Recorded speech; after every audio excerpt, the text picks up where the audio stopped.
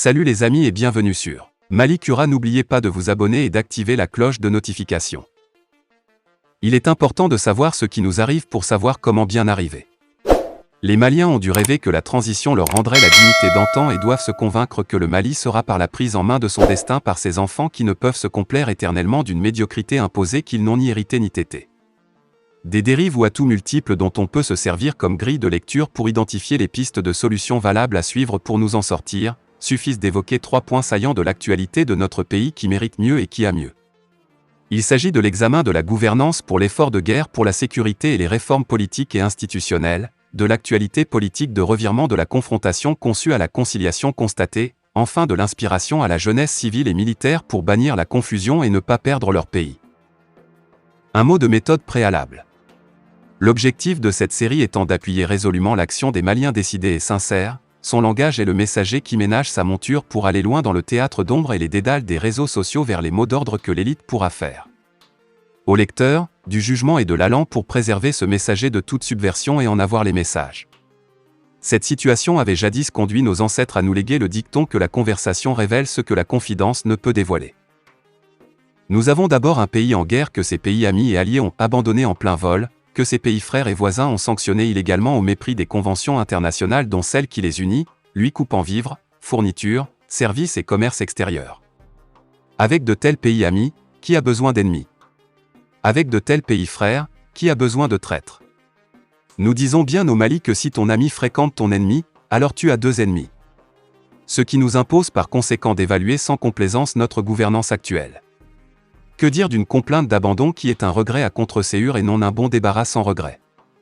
Que dire de rompre avec un ennemi désigné et frayé avec ses avatars africains, régionaux, multilatéraux, européens et bilatéraux, voire en faire des sources de légitimité?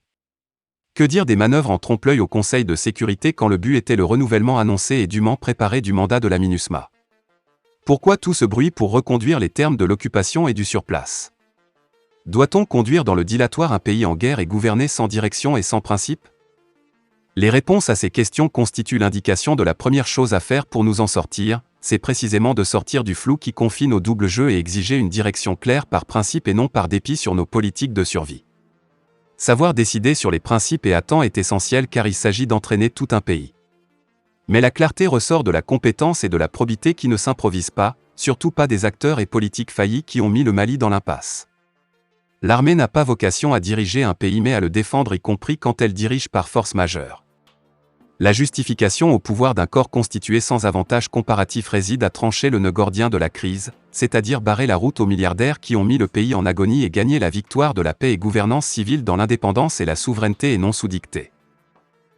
La levée de l'embargo est tout comme un leurre qui ne fera pas cesser les difficultés du quotidien, au contraire les accroîtra par la perte de l'effort de sacrifice et par la mise à niveau des difficultés régionales et d'ailleurs. Pire, la marche forcée sous les auspices de la CEDEAO qui renvoie en écho les injonctions au Mali pour la conduite à tenir avec la MINUSMA et l'accord d'Alger.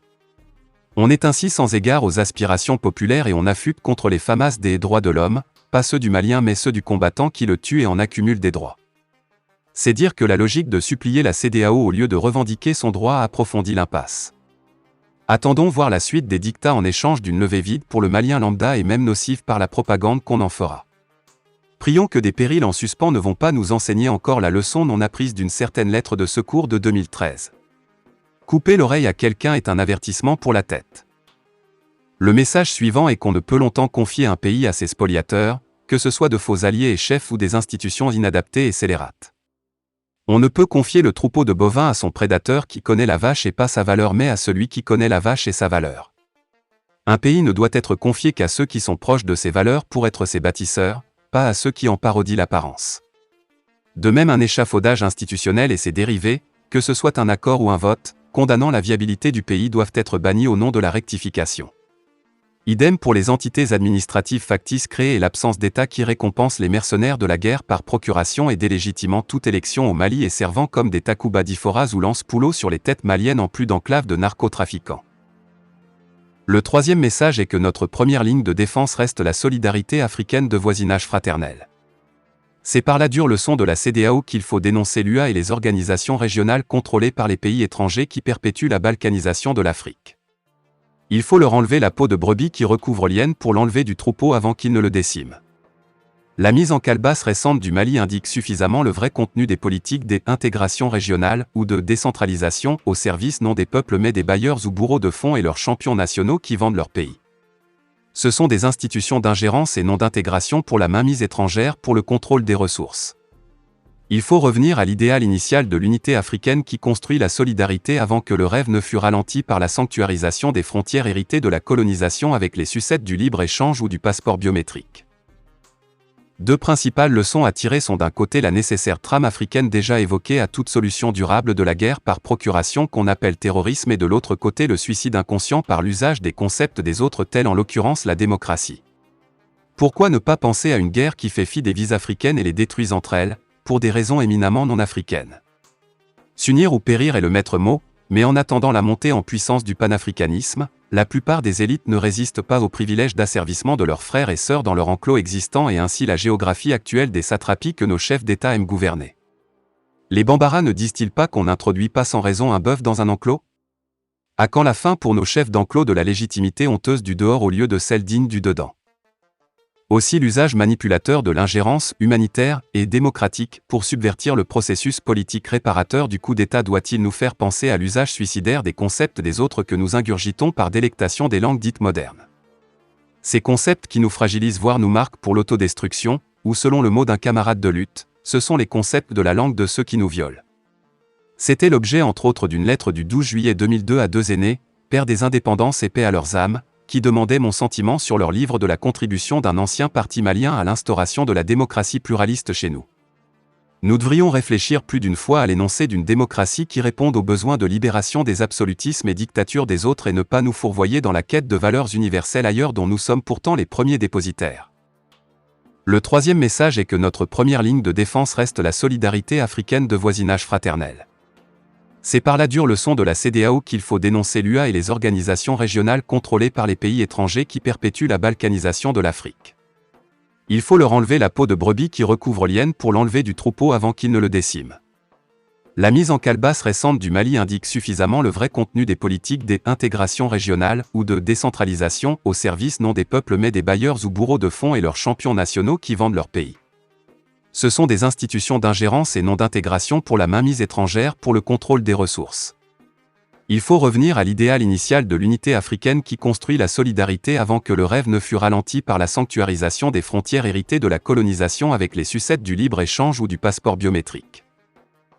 Deux principales leçons à tirer sont d'un côté la nécessaire trame africaine déjà évoquée à toute solution durable de la guerre par procuration qu'on appelle terrorisme et de l'autre côté le suicide inconscient par l'usage des concepts des autres tels en l'occurrence la démocratie. Pourquoi ne pas penser à une guerre qui fait fi des vies africaines et les détruise entre elles, pour des raisons éminemment non africaines? S'unir ou périr est le maître mot, mais en attendant la montée en puissance du panafricanisme, la plupart des élites ne résistent pas aux privilèges d'asservissement de leurs frères et sœurs dans leur enclos existant et ainsi la géographie actuelle des satrapies que nos chefs d'État aiment gouverner. Les Bambara ne disent-ils pas qu'on n'introduit pas sans raison un bœuf dans un enclos? À quand la fin pour nos chefs d'enclos de la légitimité honteuse du dehors au lieu de celle digne du dedans? Aussi l'usage manipulateur de l'ingérence humanitaire et démocratique pour subvertir le processus politique réparateur du coup d'État doit-il nous faire penser à l'usage suicidaire des concepts des autres que nous ingurgitons par délectation des langues dites modernes. Ces concepts qui nous fragilisent voire nous marquent pour l'autodestruction, ou selon le mot d'un camarade de lutte, ce sont les concepts de la langue de ceux qui nous violent. C'était l'objet entre autres d'une lettre du 12 juillet 2002 à deux aînés, pères des indépendances et paix à leurs âmes, qui demandaient mon sentiment sur leur livre de la contribution d'un ancien parti malien à l'instauration de la démocratie pluraliste chez nous. Nous devrions réfléchir plus d'une fois à l'énoncé d'une démocratie qui réponde aux besoins de libération des absolutismes et dictatures des autres et ne pas nous fourvoyer dans la quête de valeurs universelles ailleurs dont nous sommes pourtant les premiers dépositaires. Ignore ce qu'est ne pas faire le mal. Cette même sorcellerie traquée par Antabana et M5, RFP qui affirmèrent qu'un accord ne peut réviser mais s'adapter à la Constitution qui ne pourra changer qu'à la fin du combat. Fin de la vidéo, merci pour votre attention.